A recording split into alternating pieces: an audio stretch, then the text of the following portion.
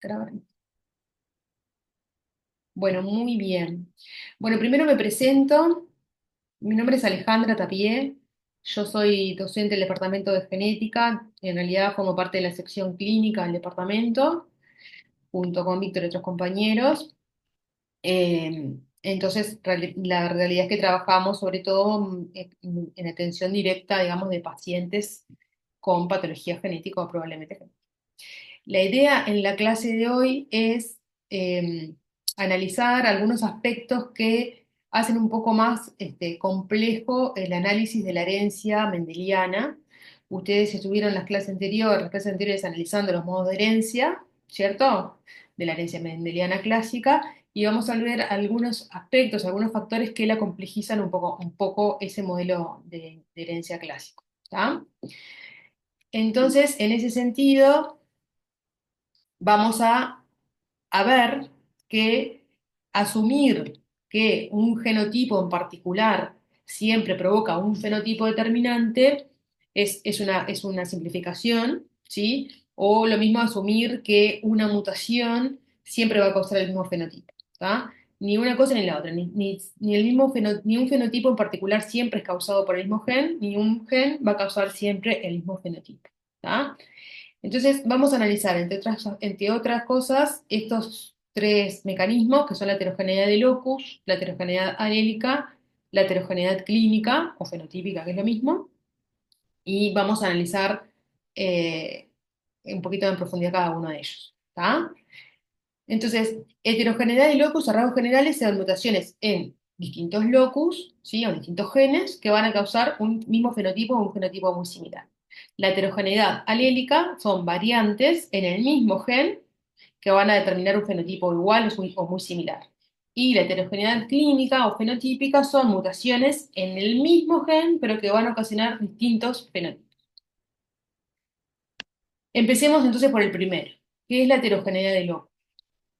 Hay situaciones en las cuales variantes en distintos genes, ¿sí? En distintos genes que de hecho pueden estar están locacionados en diferentes locus, en diferentes cromosomas, en diferentes lugares del genoma, que causan patologías clínicamente similares o incluso la misma patología, ¿sí? Entonces, mutaciones en este gen, en el gen uno, en el gen 2, 3, en el 4, en el 5, etcétera, van a provocar un fenotipo muy similar. Eso sucede mucho en patología humana, explica, entre otras cosas, la variabilidad fenotípica entre individuos no emparentados, es decir, una determinada familia va a tener mutaciones en el gen uno y esas mutaciones van a provocar la enfermedad, ¿sí? En otra familia, con la misma patología, quizás las mutaciones están en otro gen, ¿sí? Claro, cada familia va a tener la mutación en el mismo gen. Ese es el gen que está segregando en una única familia. Pero distintas familias pueden tener mutaciones en distintos genes y tener la misma patología. Ahora vamos a ver ejemplos. Eso también explica que hay patologías que pueden tener distintos modos de herencia, ¿sí? Porque imaginen, por ejemplo, que este gen, el gen que elegimos uno, esté localizado en el cromosoma 2, que es un autosoma. Bueno, entonces esas mutaciones van a seguir la forma de herencia monogénica, autosómica, dominante, por ejemplo. Pero capaz que este gen 3 está localizado en el cromosoma X. Entonces, esa familia que tiene las mutaciones en ese gen van a seguir el modo de herencia ligado al X. ¿Sí? Entonces, las mismas patologías pueden estar ocasionadas por distintos modos de herencia. ¿Sí? Eso se entiende como heterogeneidad de locus, o sea, son mutaciones en distintos locus, en distintos genes que están distribuidos a lo largo del genoma. Capaz que están en el mismo cromosoma esos genes y capaz que no, incluso en distintos. ¿Tá? Incluso puede estar uno en un autosoma, como vimos, y otro gen puede estar localizado en el cromosoma X. Vamos a poner a lo largo de la clase como ejemplo a este gen y a esta patología. La condroplasia, que saben qué patología es una displasia ósea que es el enanismo, ¿tá? Que es ocasionada por mutaciones en un gen, que es el gen FGFR3, que en realidad es un gen que codifica esta proteína, que es un receptor de factor de crecimiento fibroblástico tipo 3 Que lo vamos a poner como ejemplo porque la gran mayoría de los pacientes que tienen achondroplasia tienen las mutaciones en ese gen. Y de hecho, la gran mayoría, más del 90%, la mutación que tienen es la misma, ¿sí? Es la misma variante que tienen todos los individuos con achondroplasia. Ahora, dijimos, hay enfermedades que en realidad pueden estar causadas por mutaciones en distintos genes. Y por ejemplo, dijimos, bueno, en una familia, la familia uno tiene una patología que está causada por mutaciones en el gen 1. Esa misma enfermedad la tienen sus vecinos, la familia 2, pero ellos en realidad tienen la patología, pero causada por mutaciones en el gen 2, que no es el mismo que el gen 1. Es la misma patología, pero de diferentes genes. ¿Está? Entonces eso puede hacer que la patología sea la misma, pero con fenotipos muy similares, no idénticos, y además, decíamos, incluso con diferentes modelos. Ahora, lo que sí tenemos que entender es que la patología es monogénica. O sea, la mutación es en un solo gen. Y basta con tener la alteración, la mutación en ese gen para que se origine la enfermedad. ¿Sí? Pero cada familia, esas mutaciones van a ser propias de la misma familia. ¿Sí? Si en la familia uno el alterado es el gen uno, esa familia va a estar segregando ese gen, o sea, las variantes en ese gen. Y en la familia 2 estarán segregando las variantes ocasionadas por mutaciones en ese otro. ¿De acuerdo? O sea, siguen siendo enfermedades monogénicas, pero no es, a diferencia de la condroplasia, que dijimos todos los indios con la condroplasia, las mutaciones están en ese gen, efecto Ferret, bueno, acá no. La patología que están causadas en este tipo de enfermedades, en realidad pueden estar ocasionadas por mutaciones en distintos genes. ¿Sí? Por ejemplo, vamos a poner como ejemplo esta patología, que es la telangiectasia hemorrágica hereditaria, o HHT, ¿sí? Que antes se llamaba Renduono. En realidad es una enfermedad de los vasos, es una displasia vascular, ¿sí? Que es multisistémica, que los síntomas están ocasionados por justamente esas alteraciones en los vasos sanguíneos, sobre todo las telangiectasias, que acá vemos las telangiectasias en boca y en el pulpejo de los dedos de las manos, que también provocan el síntoma más común, que es la epístasis, que es el sangrado por la nariz, que más o menos la edad de inicio es promedio a los 12 años, y a los 21 años se estima que el 90% de los pacientes tienen el síntoma de epístasis. Después, esas telangiectasias, que acá se ven clarito en esta imagen, eh, en cara, en boca, en manos, aparecen más o menos a los 30 años, que esas telangiectasias pueden provocar sangrado gastrointestinales y más o menos el 25% en mayores de 30 años. Y también da esta patología malformaciones vasculares mayores, como en diferentes localizaciones, como pueden ser en pulmón, que más o menos un tercio de los pacientes la tienen, que si bien son congénitas, tienden a aumentar de tamaño, a agrandarse en el correr de los años, y lo mismo las malformaciones, malformaciones arteriovenosas del sistema nervioso central, que más o menos uno de cada 10 pacientes la tiene, que también son congénitas, pero los síntomas pueden aparecer en la vida adulta, ¿tá? Sobre todo en los jóvenes. Entonces, esa enfermedad, la telangiectasia hemorrágica hereditaria, con estos síntomas característicos, Está, es una enfermedad de herencia autosómica dominante, ¿sí? O sea, es monogénica y está causada por mutaciones en cada persona. Esta persona de la foto tiene una mutación en un gen. Es una enfermedad monogénica. Ahora, ¿cuál gen? Bueno, en realidad es una enfermedad con heterogeneidad de locus. Es decir, de lo que se conoce en la actualidad hay descritos 4 genes, que en realidad son estos que están acá, que mutaciones en esos genes provocan la HHT, la hemorragia telangiectasia. ¿Está? Eh, claro, estos genes están vinculados, tienen que ver con la vía de la angiogénesis, o sea, con la formación de los vasos sanguíneos, ¿sí?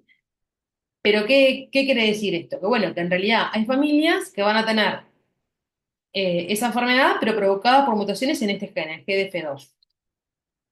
Otra familia va a tener esa enfermedad, HHT, pero por mutaciones en este gen, en el gen ENG. Otra familia va a tener la mutación en el MADH4 o SMAD4. En realidad el gen es el SMAD4 y la proteína es esta que está acá. Entonces, es la misma enfermedad, ¿sí? Que los síntomas están provocados justamente por una alteración en la capilaridad y que provoca esas malformaciones arteriales y arteriovenosas, pero está provocada por variantes en distintos genes. ¿Está? Entonces, a veces puede pasar que la clínica de una familia, de un paciente, nos oriente cuál de los genes es el alterado. Por ejemplo, ¿vieron acá en donde dice SMAD4, que dice JPHHT?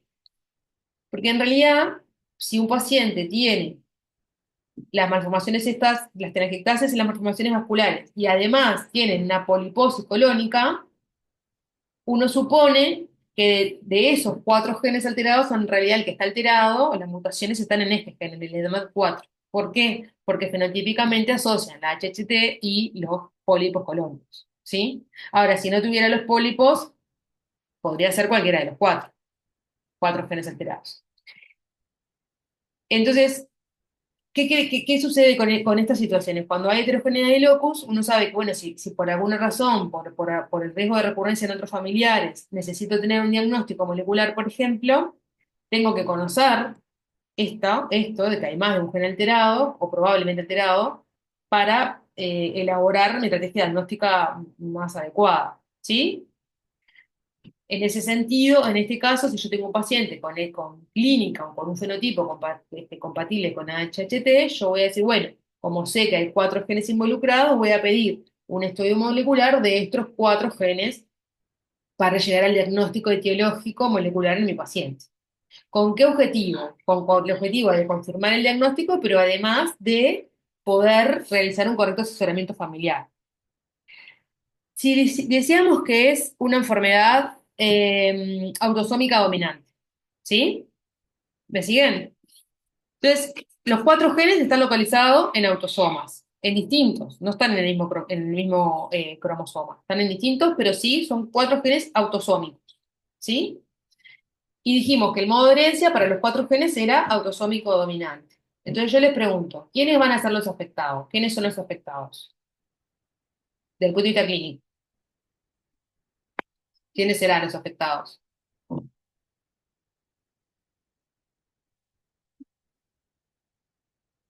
¿Quién se anima? O sea, los afectados van a ser ¿En qué los sentido, hombres, perdón? ¿cómo? ¿En qué sentido? ¿Puedes repetir la pregunta? Claro, ¿quiénes son? Si es una herencia autosómica dominante, si uno tuviera que hacer una historia, una genealogía de una familia afectada por HHT, ¿qué esperamos encontrar? ¿Quiénes son los afectados? Bueno, Afecta a los dos por igual, hombres y mujeres, Ahí ahí va, va. afecta a hombres y mujeres por igual. ¿Y qué más me pueden decir de una herencia autosómica dominante? que también afecta a todas las generaciones.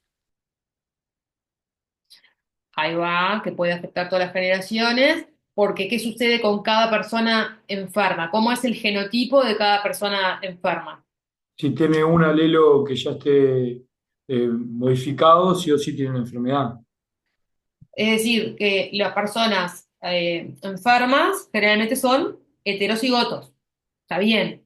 Tienen un Sí. alelo, por lo general, tienen un alelo sano y la otra copia del gen con la mutación. Está bien, eso pasa la mayoría de las veces. La mayoría de las veces los afectados son heterocigotos. Entonces, ¿cuál es el riesgo para la descendencia, para los hijos de un individuo afectado, de una mujer o un hombre afectado con esta enfermedad? 50%. 50%. Ahí está. Eso sigue siendo así. Ahora, si yo sé que la enfermedad está causada por estos cuatro genes y yo quiero llegar al diagnóstico en ese paciente de la foto para asesorar a sus hijos, por ejemplo, tengo que saber dónde está la mutación. Si está en el gen 1, en el 2, en el 3 o en el 4. ¿Sí? Después que en mi paciente yo encuentro la variante patogénica que causó el fenotipo, o sea, que es la causa de la enfermedad de mi paciente, yo sé que los familiares en riesgo, sus hijos o hijas, sus hermanos, por ejemplo, la mutación en esa familia va a estar en el mismo gen. ¿Sí? ¿Se entiende? No es que el individuo que viene a la consulta va a tener la mutación en el gen EN y sus hijos en el MAT H4. No. la misma familia, las mutaciones son en el mismo gen, ¿está? Pero puede ser que haya otra familia con HHT que tenga las mutaciones en MADH4 y además tengan, por ejemplo, la poliposis colon. ¿Se entiende? Son patologías con heterogeneidad de locus. Y voy a ponerles otros ejemplos de patologías con heterogeneidad de locus que van a ver. El síndrome de Cutilargo, por ejemplo, que en realidad es una arritmia, ¿sí? Que tiene que ver con una prolongación del intervalo QT, ¿sí? El intervalo QT del electrocardiograma tiene un valor establecido determinado, que es lo normal, según la edad y sexo. Cuando ese intervalo está alargado, se habla de un síndrome de Cutilargo, ¿sí? Entonces, lo que sucede cuando hay una prolongación de ese intervalo es que se afecta la repolarización cardíaca y eso predispone a taquiarritmias, que pueden ser severas. Sobre todo, entre las taquiarritmias, una es la TDP, que es la torsade de Pointes, que es la más frecuente y que es severa. De hecho, el síndrome del QT largo representa una de las causas más importantes de muerte súbita en pacientes jóvenes con autopsia negativa. Bueno, autopsia negativa quiere decir que es una de las causas de muerte súbita en pacientes jóvenes que no tienen una patología estructural. Si uno no hace la autopsia, no tiene una cardiopatía el paciente, ¿sí? No tiene una alteración estructural del corazón. Lo que tiene es una arritmia, ¿sí? Que provocó la muerte súbita. ¿Qué sucede con el QT largo? Cada vez se describen más genes que mutaciones en ellos pueden dar un QT largo. Acá dice, bueno, hay 17 genes descritos. Capaz que esto hay que revisarlo, esto del año pasado hasta ahora pueden haber más. Cada vez se van conociendo, se van describiendo más genes asociados a las patologías. Entonces, el síndrome de QT largo es una patología que tiene heterogeneidad de locus y está ocasionada por distintos genes, que esos genes tienen que ver o sea, codifican para proteínas de los canales iónicos o proteínas asociadas a los canales iónicos. Estas que están con K son canales de potasio, hay otros que son canales de calcio, canales de sodio, ¿sí? Entonces, mutaciones en estos genes provocan el mismo fenotipo, el QT largo, ¿está?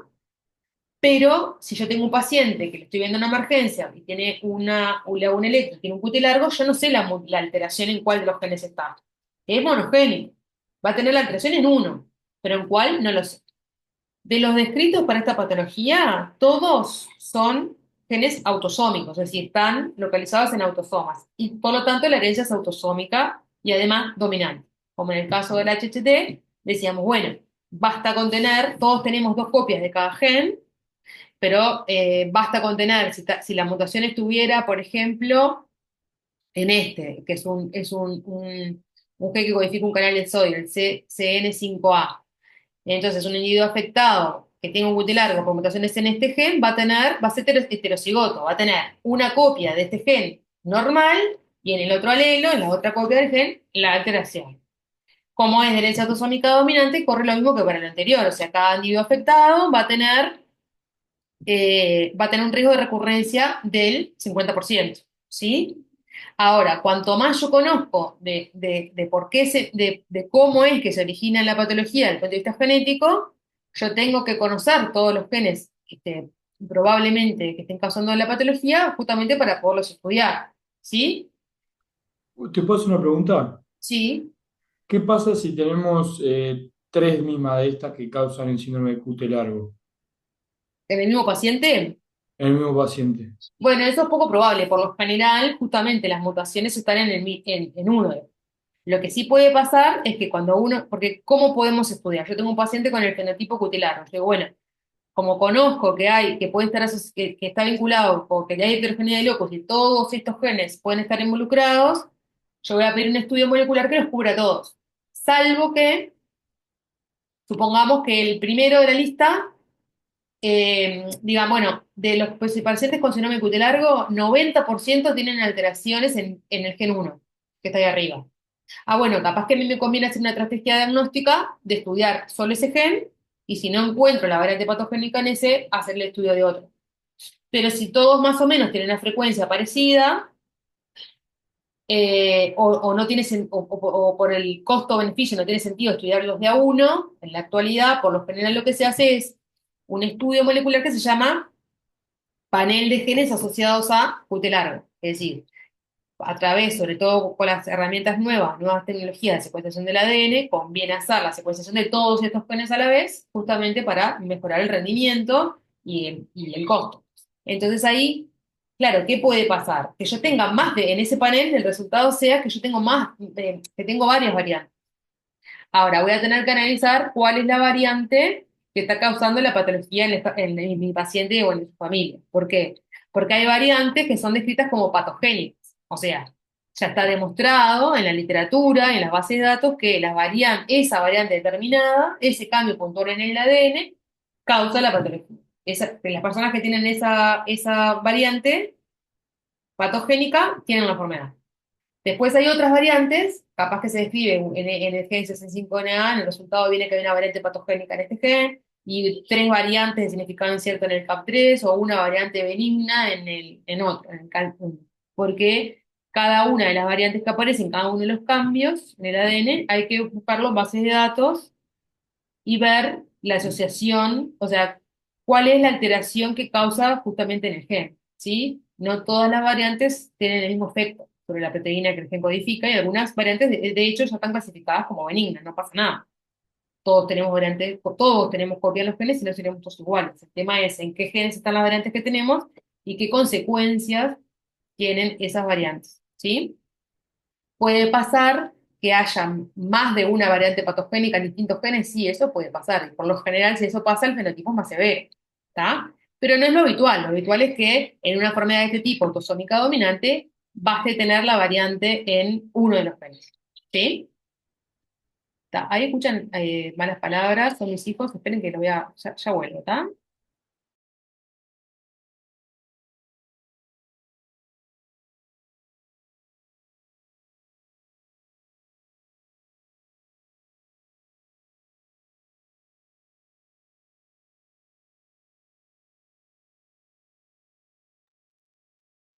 Volví, perdón. ¿Se entendió lo que decía? Sí. ¿Sí? ¿Contesté tu pregunta? Sí, sí, sí. Está. Se entendió perfecto, gracias. Después, otro ejemplo de heterogeneidad de locus es otra patología que es la miocardopatía hipertrófica. Que en realidad la definición de esto es, se trata de la hipertrofia del miocardio, sobre todo y típicamente el ventrículo izquierdo, en ausencia de otras enfermedades cardíacas o sistémicas que provoquen hipertrofia cardíaca.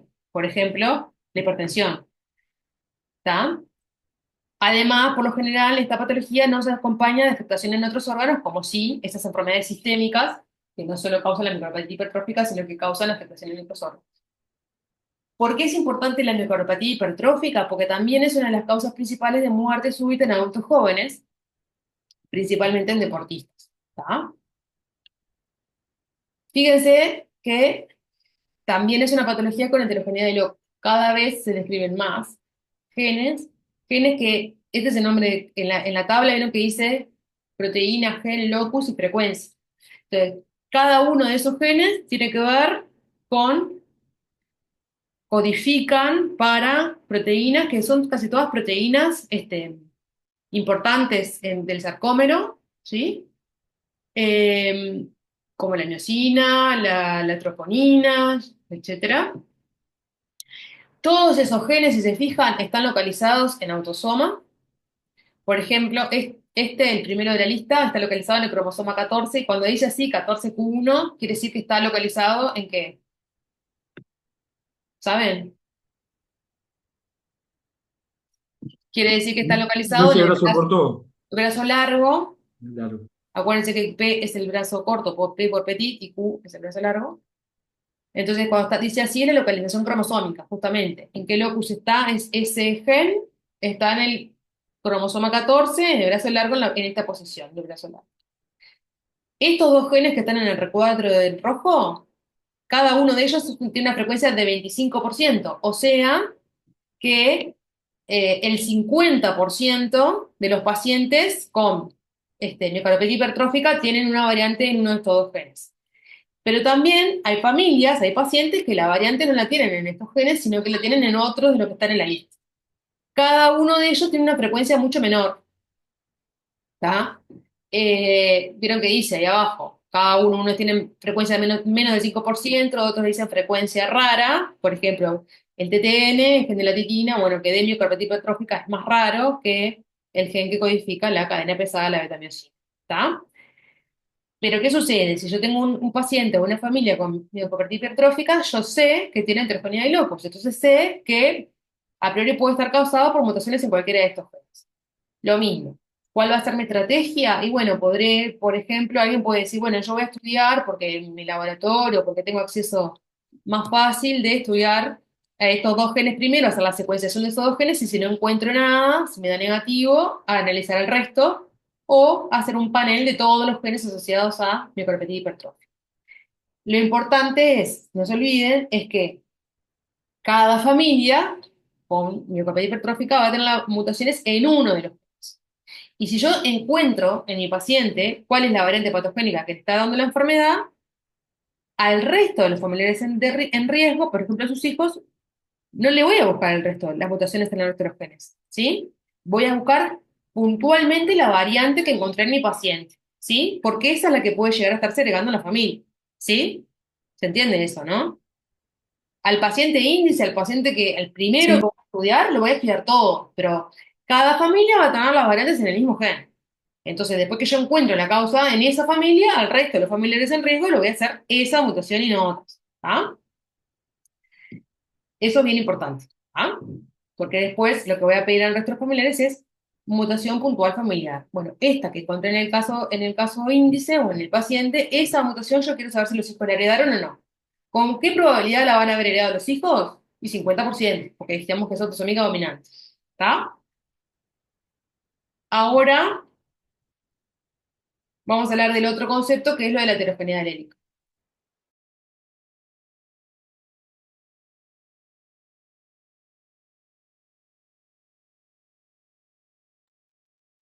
Bueno, ¿qué es la heterogeneidad alélica? Acá lo que sucede es, si se fijan ahí en el diagrama, estamos hablando del mismo gen, ya no estamos hablando de distintos genes, es en el mismo gen, pero que la mutación, la variante está en diferentes lugares del gen, ¿sí? O sea, distintos alelos del gen que me van a provocar un fenotipo parecido o clínicamente indistinguible, ¿sí? A veces las mutaciones en distintos lugares del gen provocan un fenotipo más parecido o menos parecido, pero similar dentro de un rango de severidad. Ahora vamos a ver ejemplos, ¿está? Lo mismo que en el caso anterior de heterogeneidad de locus, es una de las cosas que explica la variabilidad fenotípica entre individuos no emparentados, ¿sí? Entonces, volviendo al ejemplo de la condroplasia, decíamos, bueno, en la condroplasia las mutaciones están provocadas por alteraciones en el gen del factor de crecimiento fibroelástico tipo 3, el FGFR3. Ahora agrego una cosa más. Por lo general, decíamos, bueno, las mutaciones son en ese gen, es verdad, pero generalmente la mutación es esta. Es en la posición 1138, hay un cambio de una G por una A, o sea, una adenina en vez de una guanina, y esa mutación es la más frecuente entre los individuos achondroplásicos, ¿sí? O sea, la variante es determinada variante en ese mismo gen. La mayoría de los individuos con achondroplasia tienen esa mutación. Ahora, hay otras patologías que tienen gran heterogeneidad alélica, ¿sí? Y las mutaciones pueden estar provocadas a lo largo del gen, en distintos lugares del gen. El mismo gen, pero en distintas localizaciones del gen. Y eso también nos explica que el fenotipo sea distinto. Porque si bien es el mismo gen, no va a ser lo mismo, por ejemplo, imagínense de grandes rasgos, ¿no? Una mutación, una variante que esté al principio del gen y que haga que no se sintetice nada de la proteína que es el que codifica, a diferencia de una mutación que esté casi sobre el final y que no afecte casi nada. Entonces, bueno, una mutación puede ser mucho más severa que la otra. El fenotipo puede ser distinto. Vamos a poner acá ejemplos de patologías que tienen gran heterogeneidad alélica. Por ejemplo, la hiperplasia suprarrenal congénita, ¿tá? Que en realidad es un grupo de patologías, de desórdenes caracterizados por alteraciones en la síntesis de cortisol. Es una enfermedad que la gran mayoría de las veces, el 95% de las veces, está causada por variantes patogénicas en el gen CYP21A2. Este gen, que tiene este nombre, en realidad codifica una enzima que es la 21-hidroxilasa y la gran mayoría de los pacientes tienen variantes en ese gen. Es una enfermedad autosómica recesiva, o sea que los pacientes enfermos de hiperplasia suprarrenal congénita, desde el punto de vista genético, ¿cuántas variantes van a tener? Van a tener las dos copias del gen CIP21A2 con una alteración, ¿no?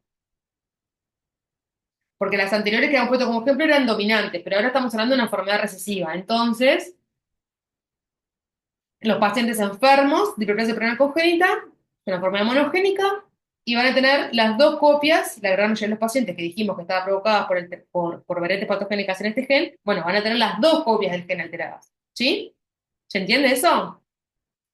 Sí. Sí. En Ahora, ese caso, sí las variantes pueden ser diferentes. exacto, a eso iba. Si bien tienen dos copias alteradas, hay más de 100 alelos, o sea, hay más de 100 formas distintas de ese gen. Entonces, la gran mayoría de los pacientes con hiperplasia suprarrenal congénita no son homocigotos verdaderamente, son heterocigotos compuestos. ¿Se entiende? ¿Se acuerdan qué es? O No, sea, yo entendí. en cada una de las dos copias del gen CIP21A2 van a tener distintas mutaciones, vuelvo para atrás. Por ejemplo, pueden tener en una copia del gen esta mutación, ponele, en esta localización del gen, ¿sí? Y en el otro alelo es este. La mutación está acá. Son heterocigotos compuestos. Los homocigotos verdaderos son los que tienen en las dos copias del gen en la misma mutación. La gran mayoría de las veces en estas patologías, como hay muchos alelos, son heterocigotos compuestos. Son enfermos, sí, porque tienen las dos copias del gen CIP21A2 alteradas, pero son distintas las mutaciones, ¿sí? En un gen que en el otro. ¿Se entiende? Eso pasa en la mayoría de las patologías recesivas. Porque, ¿cómo son los padres de un individuo afectado por una enfermedad recesiva? Por ejemplo, la hiperplasia congénita. Yo tengo un paciente que plantea esta Son, son portadores. son portadores, o sea, heterocigotos, ¿no? Tanto la mamá es heterocigota como el papá. Si las dos familias del padre y la madre no están relacionadas, que es lo más probable, la mutación que viene del lado de la mamá es una y la que viene del lado del papá es otra, ¿se entiende? Por lo general no es la misma, exactamente misma variante, ¿está? Entonces el individuo enfermo tiene en ese gen, tiene una mutación una X, y en el otro gen otra, ¿está? ¿Se entiende? Sí, cuando hay en algunos casos que es exactamente la misma, por ejemplo, cuando hay consanguinidad para otras patologías, que es exactamente la misma. Pero bueno, acá la gran mayoría son heterocigotos compuestos. Tienen un alelo en uno y un alelo en el otro. Sí es recesiva y por lo general, si uno conoce cuáles son esas variantes en el paciente, puede más o menos predecir cómo va a ser el fenotipo del paciente. Hay una buena relación, dice ahí, genotipo-fenotipo. ¿De qué va a depender el fenotipo? ¿De qué va a depender si está muy afectado o está poco afectado el paciente?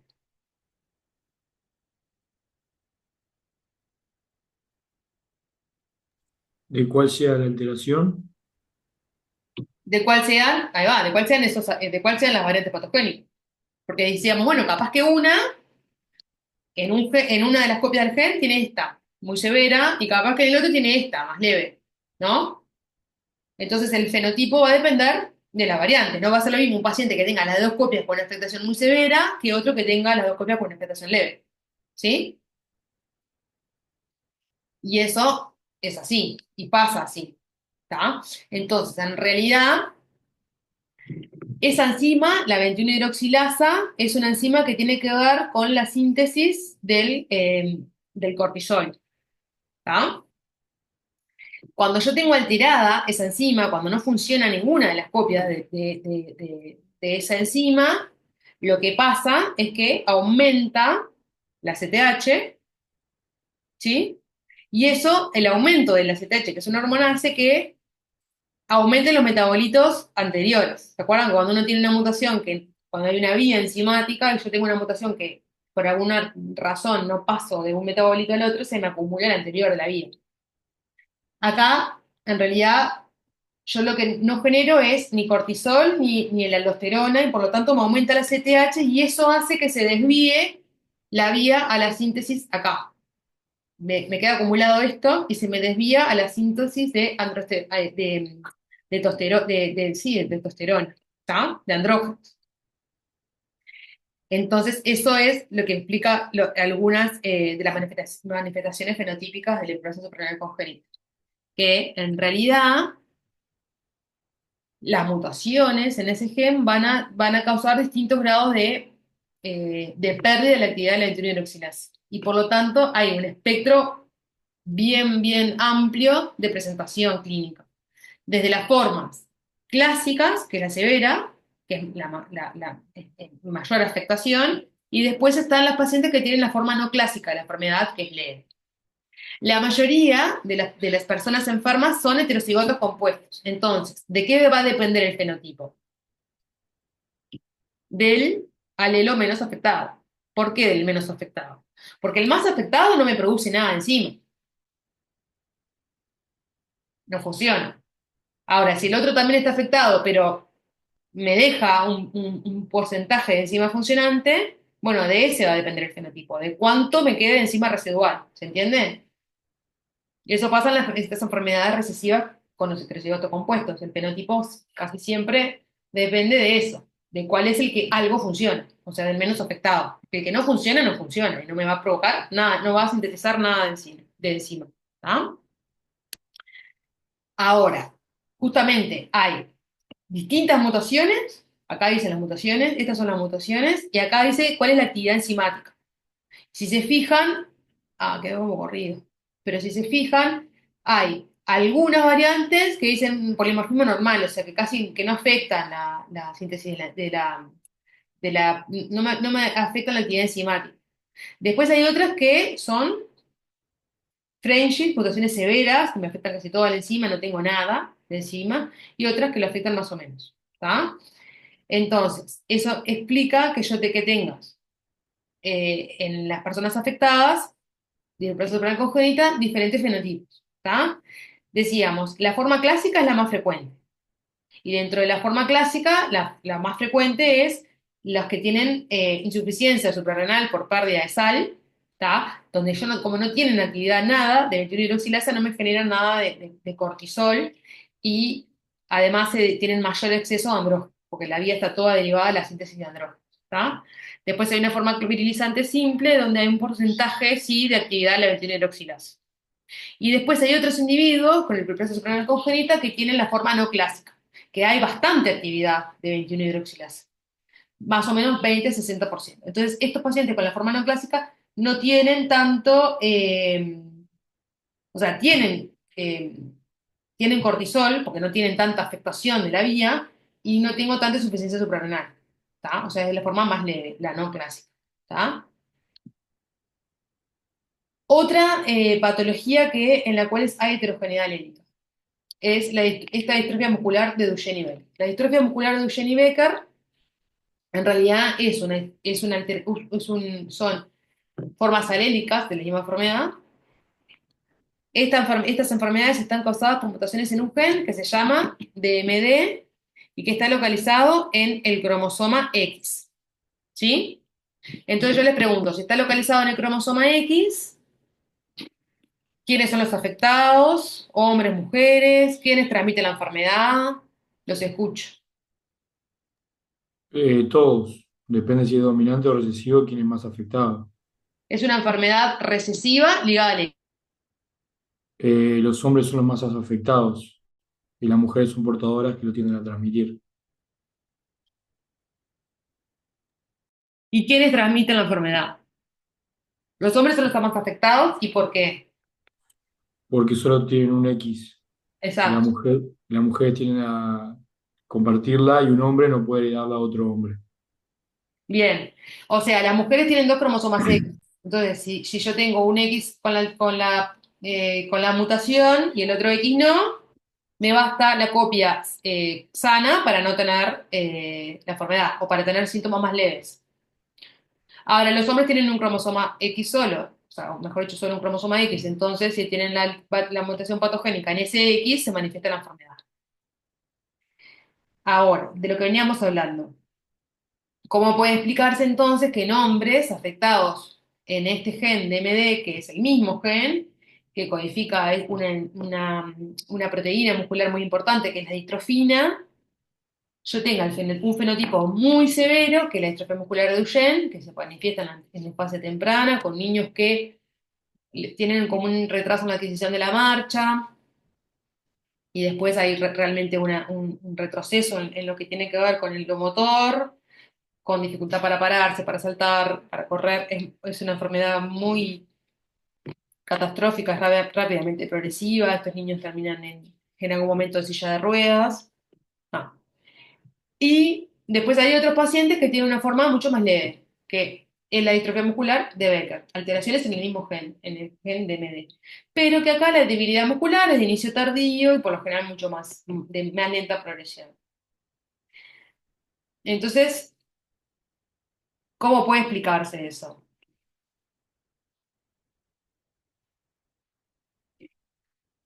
Y bueno, lo que estamos dando, que son diferentes mutaciones dentro de un mismo gen que causan un fenotipo parecido, pero no igual. Ahí va, que dependiendo de dónde estén las mutaciones, será la severidad, ¿no? O el tipo de mutaciones y qué efecto provoca en esa proteína que ese gen codifica, ¿sí? Las mutaciones más severas provocan la forma más severa, la enfermedad de Duchenne. Las mutaciones más leves, la forma más leve, la enfermedad de Becker, ¿está? Ahora, la mutación que está segregando en una misma familia va a ser la misma, ¿está? Entonces, si uno sospecha en un varón esta enfermedad, esta distrofia muscular, antes de hacer el estudio para confirmarlo, digo, ¿quiénes son, quiénes son los familiares en riesgo? ¿A quiénes tendríamos que estudiar esa familia? Desde el punto de vista genético. Del lado materno a los hombres.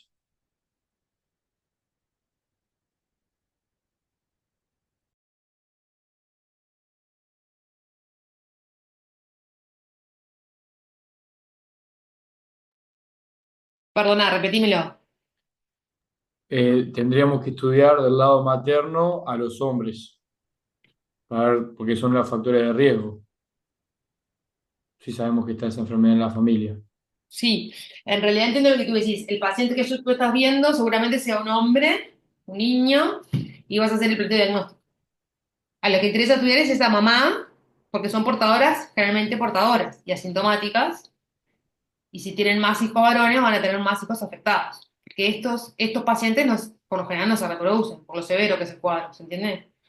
Lo que importa es las mujeres de la familia saber si son portadoras, para prevenir el riesgo de recurrencia.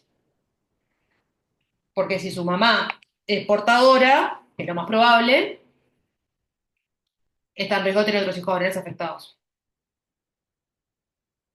¿Sí? Entonces, eh, lo que deberíamos hacer es, bueno, al paciente, por supuesto, pedirle el estudio, confirmar el diagnóstico y tratar de demostrar que su mamá es portadora. ¿Podría ser una mutación de novo en el niño afectado? Sí, puede pasar. Pero por lo general se transmite por madres asintomáticas portadoras. ¿Está? Y a esa a quien le tenemos que estudiar para hacer prevención. Prevención que cómo se podría hacer. Con asesoramiento, explicando el riesgo de recurrencia y cómo es una enfermedad legal X, si la mamá es portadora, ¿qué le vamos a decir? ¿Cuál es el riesgo de tener hijos afectados? Hijos, 100%, no, depende, va, A cincuenta por ver, ciento perdón, 50-50. ahí va. Si tiene hijos varones, o sea, va a depender del sexo del hijo, ¿no? Porque casi nos importa porque no es autosómica. Dijimos que estaba localizado en el X. De los hijos varones, Un cuarto puede ser, porque no, acá nos importa el sexo. Vamos a decir, bueno, si tiene un A hijo los hijos varón, varones 50%, a las ahí va. mujeres Perdón, pará. 35%, No. Si es un hijo y varón, sí, el 50% de probabilidad de que. de que está enfermo, ¿Y el otro 50%? porque, y el otro 50 de que no. de que esté Depende sano. si cuál de los dos alelos le dé, ¿no? Porque el Exacto. I le va a dar seguro del hombre. Por eso, acá está, el hilo lo dejamos como de lado. La mamá es heterocigota. Claro. X con la mutación X sano. Y bueno, a los hijos varones le van a lanzar el X afectado o el X sano. ¿Con qué probabilidad? 50 y 50. Si es varón, 50% de hijos enfermos, 50% de no afectados. Y si es una mujer, Tenés que esperar a ver si el hombre también está afectado. Pero me dijiste que en realidad no llegan a reproducirse, así que exacto. 0%. No, el riesgo de las mujeres es tener hijas portadoras Claro. que siguen transmitiendo la enfermedad. ¿Está? Entonces, por eso es que importa estudiar a las mujeres de la familia. ¿Sí? A esta mamá de este niño que estamos viendo, pongamos el de la foto, para demostrar que es portadora, y si tiene hermanas, ver si no son portadoras también como ella. Porque si no, pueden tener hijos varones afectados.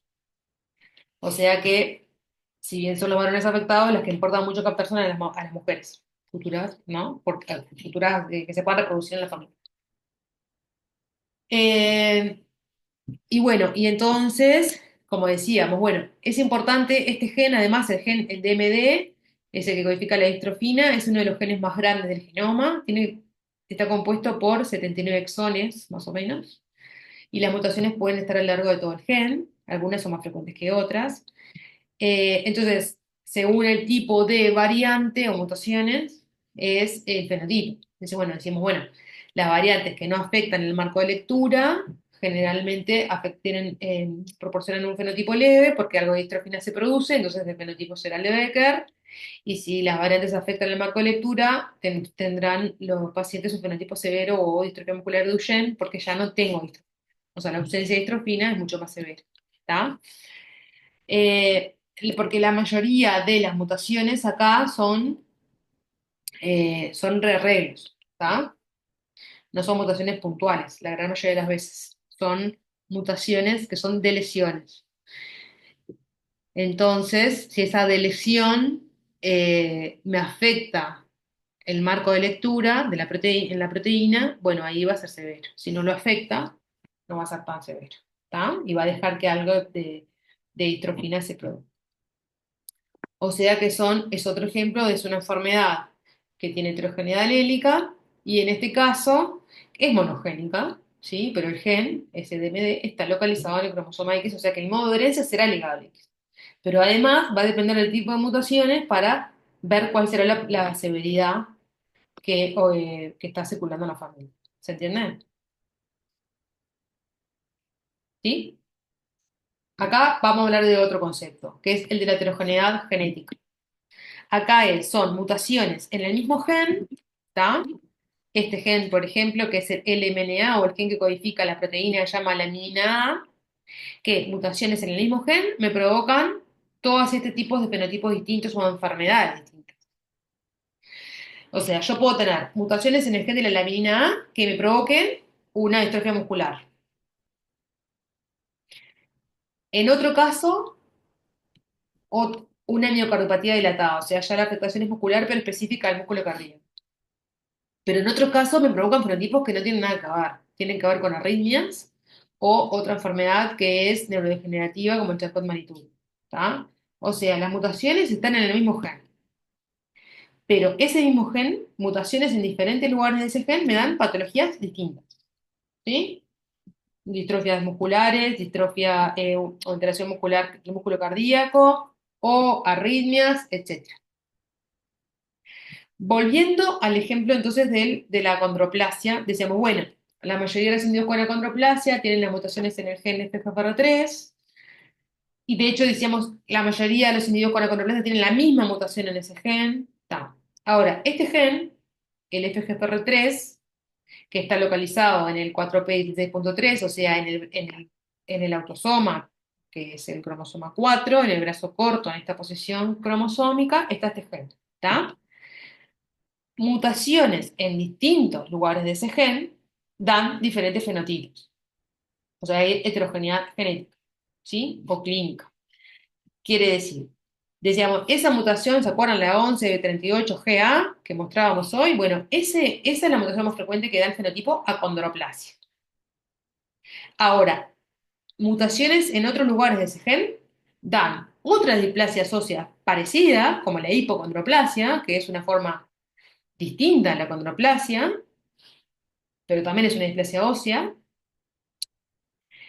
pero también da fenotipos sumamente distintos, como la otra displasia, que es la displasia tanatofórica, tipo 1 y tipo 2, que en realidad son mutaciones mucho más severas que provocan esos fenotipos incompatibles con la vida, ¿está? Letales. Entonces, es otro ejemplo de heterogeneidad genética, ¿tá? Mutaciones en este mismo gen provocan distintos fenotipos. La displasia tanatofórica, la condroplasia, la hipocondroplasia, con una severidad totalmente distinta. Entonces, es una enfermedad, cada una de estas es una enfermedad monogénica. El gen es el mismo, pero las mutaciones están en distintos lugares del gen y dan fenotipos totalmente distintos, ¿sí? Si uno tiene un paciente acondroplásico, ya sabe cuál es la variante más probablemente en ese gen. Lo mismo si hay pacientes con hipocondroplasia. Y después el fenotipo, la displasia tanatofórica, es un diagnóstico que se hace en forma prenatal por la severidad y es incompatible con la vía intrauterina en la mayoría de los casos, ¿está? Porque no se forma la caja torácica. O sea, diferentes fenotipos, diferente severidad y diferentes patologías. Son distintas las patologías, ¿está? Ah, bueno, ahí lo vemos, el mismo gen, el GF3, pero cada una de esas flechas, bueno, en estas variantes, en este pedazo del gen, da la displasia tanatofórica tipo 1, en esta la condroplasia y después. ¿De acuerdo? Con respecto a la relación genotipo-fenotipo, decíamos, bueno, acá veníamos hablando de mutaciones en determinado gen que dan un fenotipo particular, ¿sí? O sea, una mutación, hay una mutación causal, que es el que tiene el efecto más grande sobre el fenotipo, o sea, es el que causa la patología. Pero lo que tenemos que saber es que la mayoría de la patología en humana, por más que haya una mutación mayor, ¿sí? Una mutación causante de un fenotipo particular, hay otros genes modificadores en el genoma que están influyendo en cómo se manifiesta esa mutación, o sea, qué fenotipo me da, y además también está influido por factores no genéticos o factores ambientales, ¿sí? Que también están interactuando y participando en cuánto yo voy a ver del fenotipo en un paciente determinado. ¿De acuerdo? ¿Se entiende? Y eso lo hace más complejo todavía, porque por lo general uno dice, bueno, tal mutación deberíamos hablando en tal gen da el fenotipo X. Bueno, sí, pero también mutaciones en el mismo gen, en un paciente que tiene tiene otros genes modificadores desfavorables, puede tener un fenotipo más severo. Capaz que esos otros genes modificadores son favorables y el fenotipo es más leve. Y además, dos pacientes con el mismo genotipo, pero uno sometido a factores ambientales adversos, hace que el fenotipo sea más severo también, ¿está? Entonces, esa relación lineal genotipo-fenotipo la ponemos entre comillas, que cada vez conocemos más que eso no es tan así, ¿está? Bueno, vamos a ver otros conceptos, que ya los conocen, pero para repasar. ¿Qué es la penetrancia? ¿Se acuerdan? Por lo general, hablamos de esto en enfermedades, supongamos una enfermedad dominante, una enfermedad autosómica dominante. ¿Qué es la penetrancia de un gen? Ahí dice.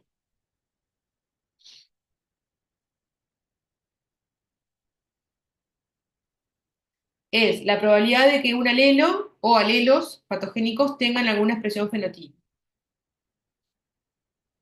Si yo tengo una patología que la penetrancia es del 100%,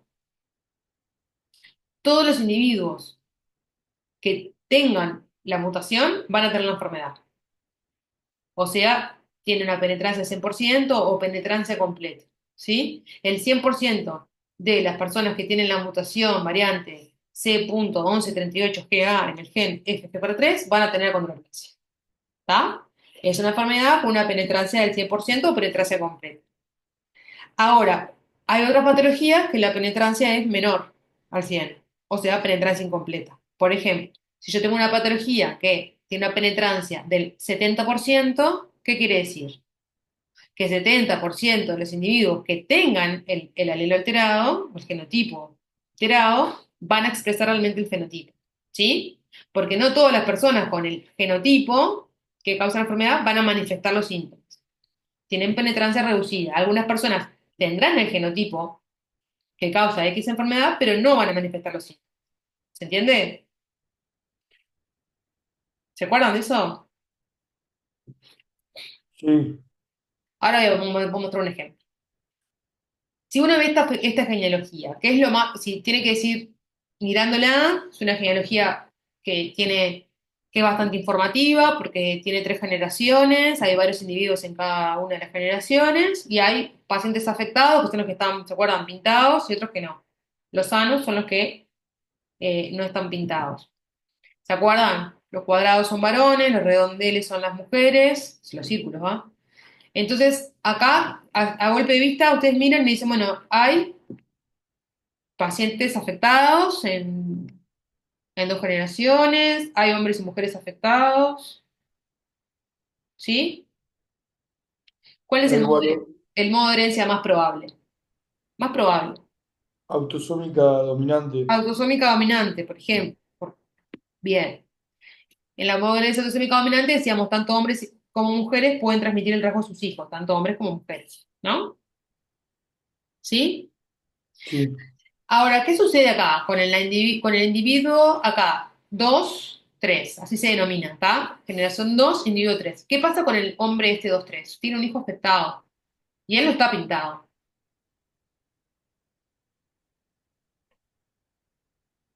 O sea, Bueno, por lo que estamos dando te diría que la penetrancia no le hizo efecto, pero me parece un medio obvio. sí, no es la que la penetrancia no le hizo efecto, es que en realidad es una patología, esta, que no sabemos cuál es, que tiene penetrancia incompleta o penetrancia reducida. Esta persona, 2, 3, este hombre, tiene el genotipo de enfermedad.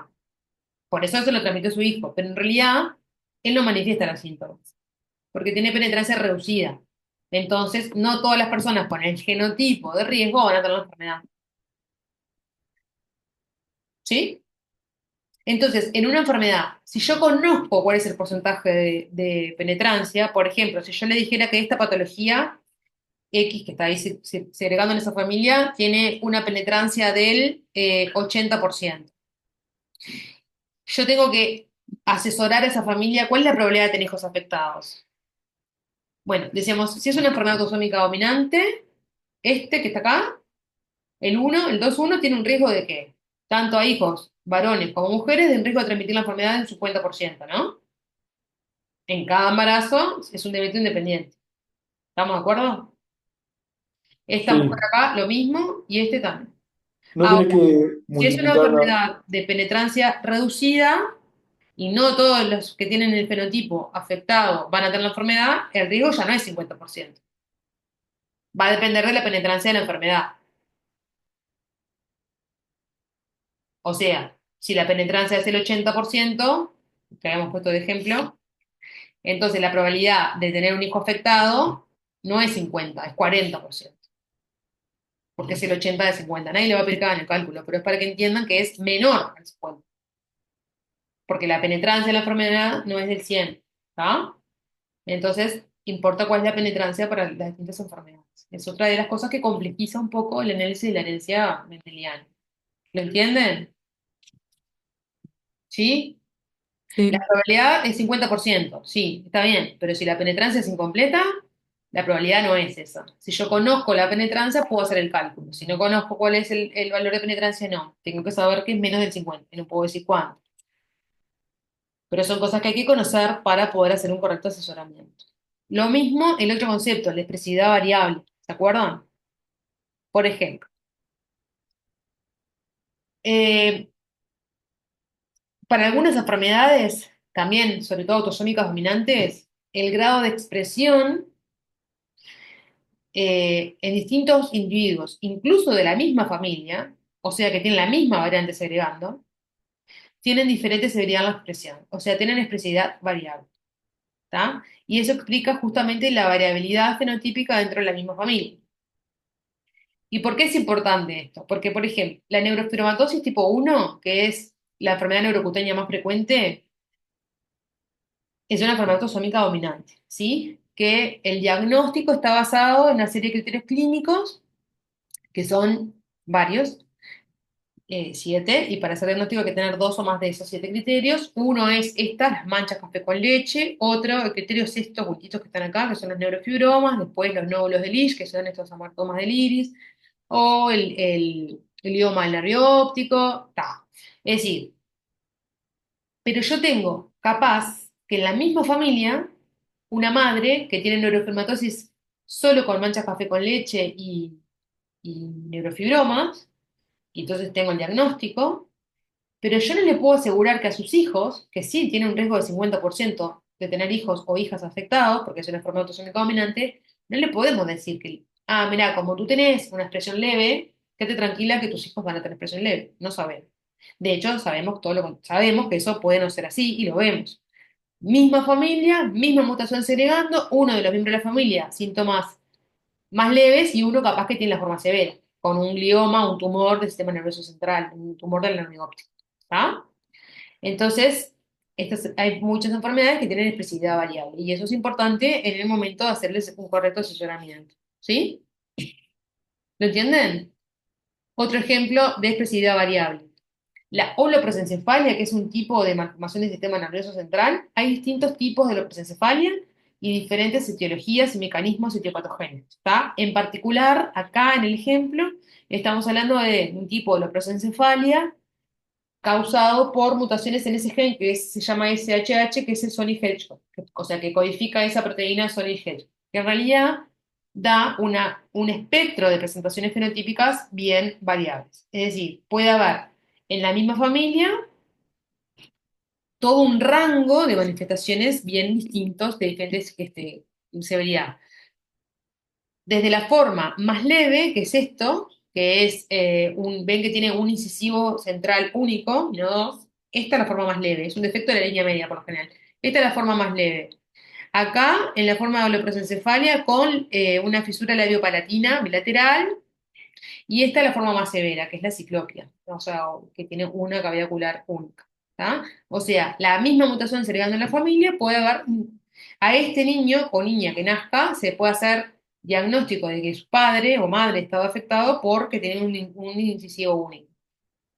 ¿Tá? Que se entera ahí que tenía esta patología, porque por lo demás no tenía ningún tipo de síntomas y tiene un hijo con la manifestación más severa. ¿Se entiende? Es la misma mutación, segregando a la familia, pero con una expresividad bien variable. ¿Tá? Otra patología es la fibrosis quística. ¿Se acuerdan algo de la fibrosis quística? ¿Escucharon? ¿Qué tipo de herencia tiene? Es una enfermedad, la fibrosis quística es una enfermedad, Recesiva. eso, autosómica recesiva. Es la enfermedad autosómica recesiva más frecuente en caucásicos. Eh, y si es una enfermedad autosómica recesiva,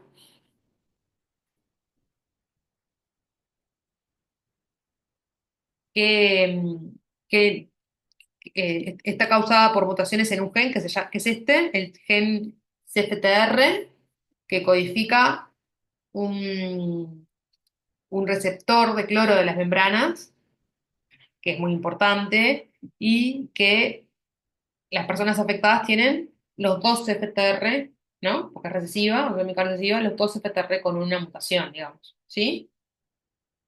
Ahora, es un ejemplo de una enfermedad que tiene gran heterogeneidad alélica, es decir, hay muchísimos alelos distintos, cada vez se describen más, hay más de 2000. Entonces la severidad clínica va a depender muchísimo de cuáles son los dos alelos alterados, ¿sí? Desde formas más leves hasta formas más severas, ¿sí?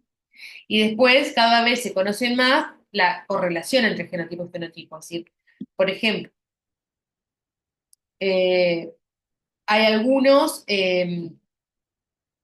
además de tener las mismas mutaciones, dos familias que tengan exactamente las mismas mutaciones, hay genes modificadores que son sumamente importantes, que determinan cuál es el fenotipo final, ¿sí? O sea, la severidad de las manifestaciones clínicas, y además de factores ambientales y estocásticos que también participan en el fenotipo, en manifestaciones clínicas finales.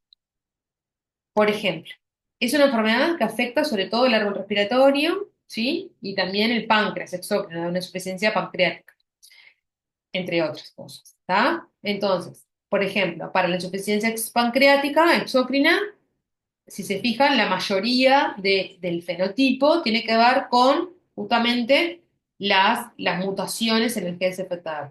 Según esas mutaciones es la que me va a determinar si el páncreas exócrino está alterado o no. Para otras situaciones, como para el riesgo de obstrucción intestinal, que se ve en estos pacientes, ya tiene más que ver con determinados genes modificadores que con el genotipo CFTR. ¿Lo ven? Y después, por ejemplo, para otras situaciones, otras manifestaciones clínicas como la obstrucción de la vía aérea, ahí ya importan un poco el genotipo CFTR, bastante los genes modificadores y muchísimo también el ambiente. Porque ante el mismo genotipo CFTR y mismos factores, genes modificadores, dos familias, dos individuos que tengan esto exactamente igual, pero uno es fumador, por ejemplo, y otro no, bueno, uno va a tener el fenotipo más severo. ¿Está? Entonces, esto es importante porque cada vez se conoce más que incluso para enfermedades como esta, que es una enfermedad autosómica recesiva, y uno dice, bueno, sí, van a depender las manifestaciones clínicas de las dos mutaciones en las dos copias del GSPTR, sí, eso es verdadero, ¿verdad? Pero cada vez se conocen más genes modificadores y cada vez se conocen más factores ambientales y otros modificadores del fenótipo, ¿está? Incluso las enfermedades monogénicas, como es.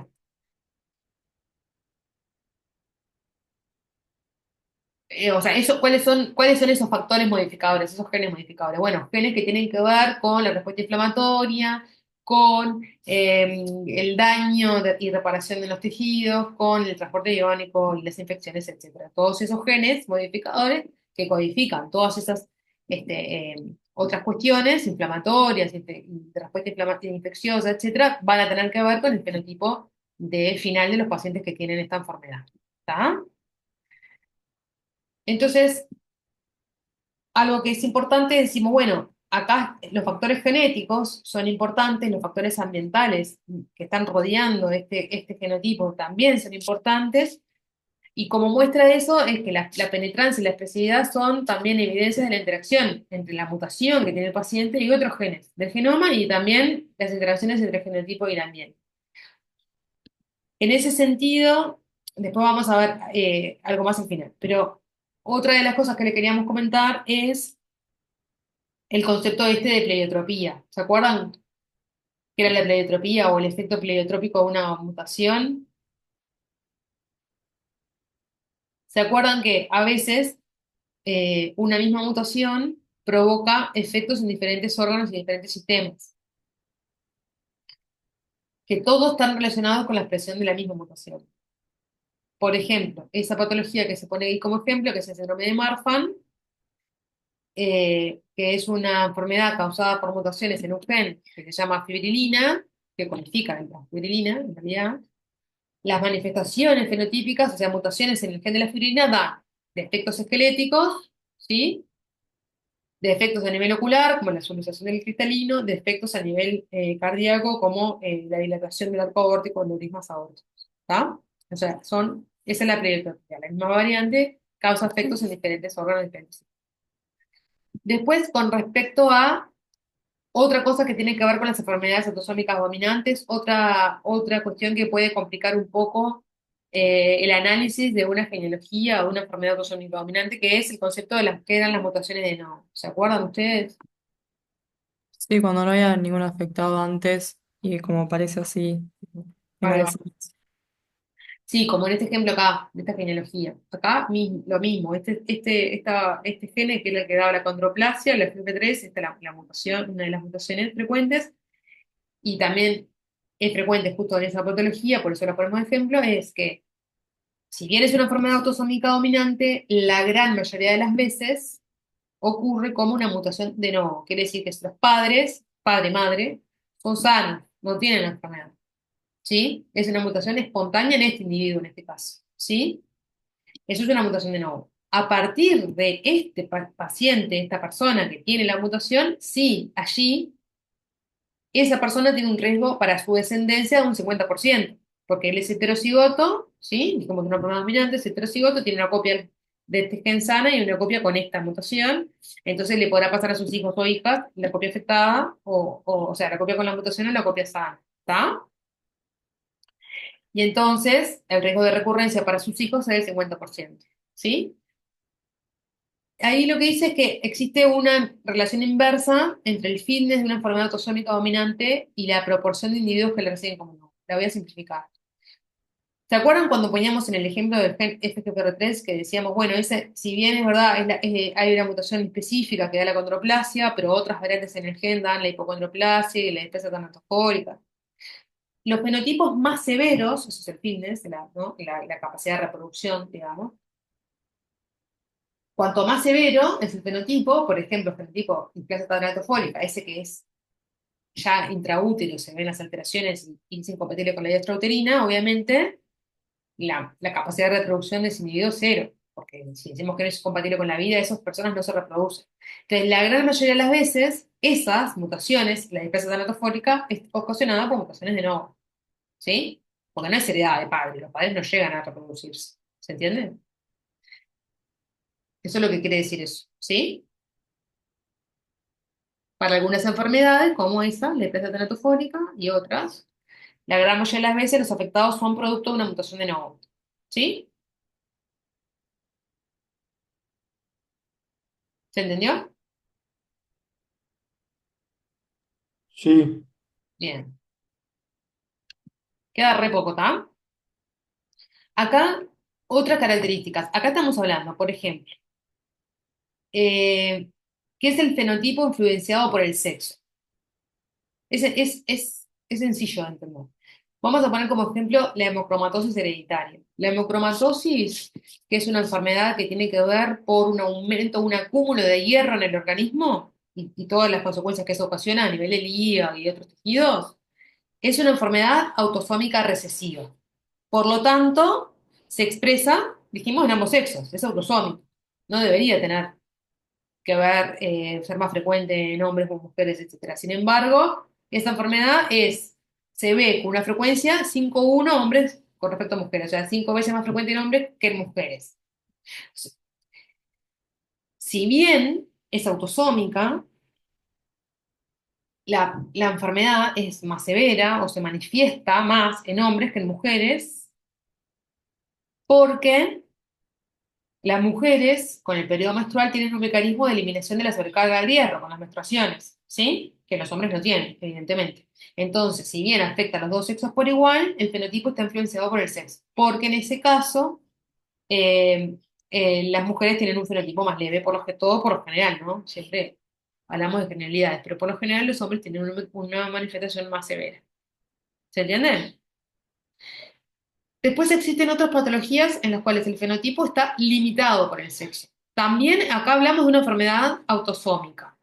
En este caso, en este ejemplo, que es la pubertad precoz, se llama pubertad precoz limitada a los varones. Si se fijan en la genealogía, ¿sí? Díganme ustedes cuál es el modo de herencia más probable. sexual recesivo, ligado al X recesivo, perdón. Pará.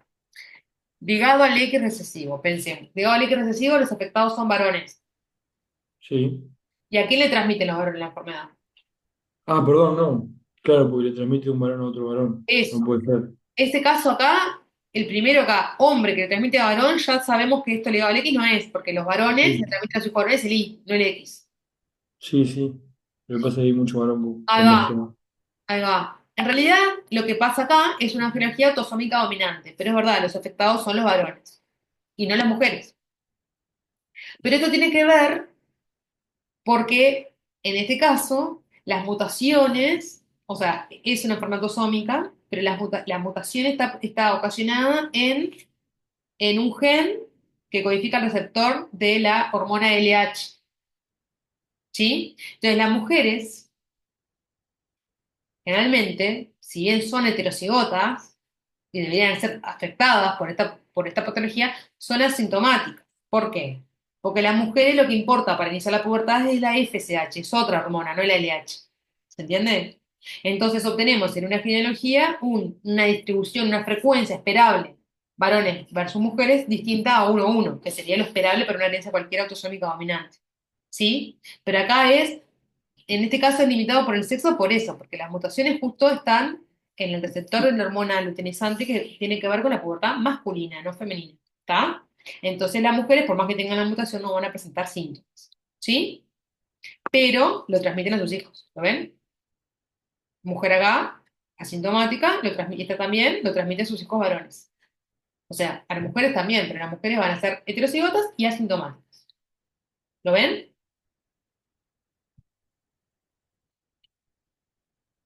Es otra de las cuestiones que complican un poco el entendimiento de la herencia autosómica dominante.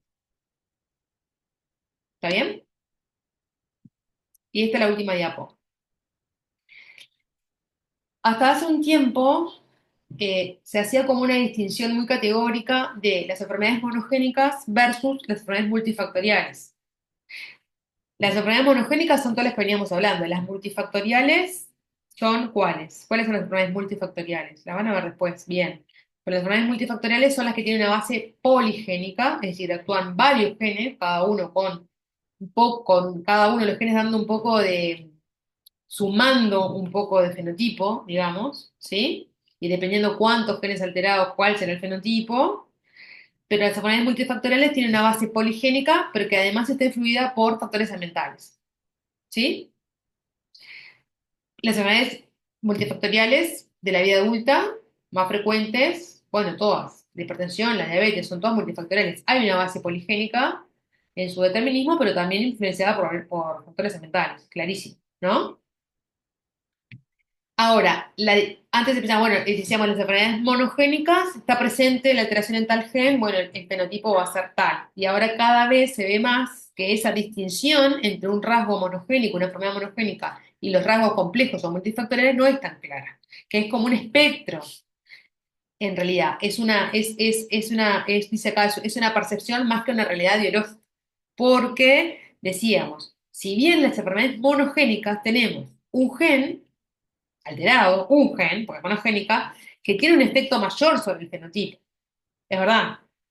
Pero decíamos, ahí, aún en la tiroides quística, que el gen está clarísimo, se conoce hace mucho y es el gen CFTR, cada vez se conocen más factores, decíamos, genéticos, modificadores en su determinismo y también factores ambientales y otros. Eventos que no se sabe cuáles son, se llaman eventos citocáticos, pero que también cada vez se conocen más en el sentido de que afectan el fenotipo del paciente, con una enfermedad monogénica. O sea que la distinción entre qué es lo monogénico y lo multifactorial cada vez va tomando como más, va siendo cada vez como más un espectro, más que realmente una distinción que uno puede hacer en categorías claras y definidas. ¿Se entiende eso?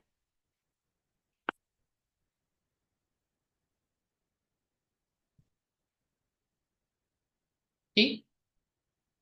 Sí, perfecto. No sé si alguien tiene alguna duda, porque en realidad, a ver, alguien escribió acá en el chat. Elida. Ay, se me va. ¿Alguien tiene alguna duda? ¿Alguien quiere preguntar algo?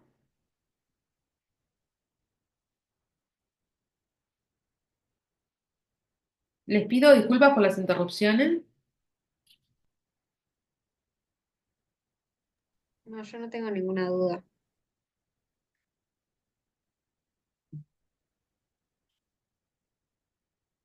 Bueno, muy bien. Cualquier cosa, en la clase que viene o en la discusión grupal, conversamos. Si alguien que genera alguna duda después cuando lean.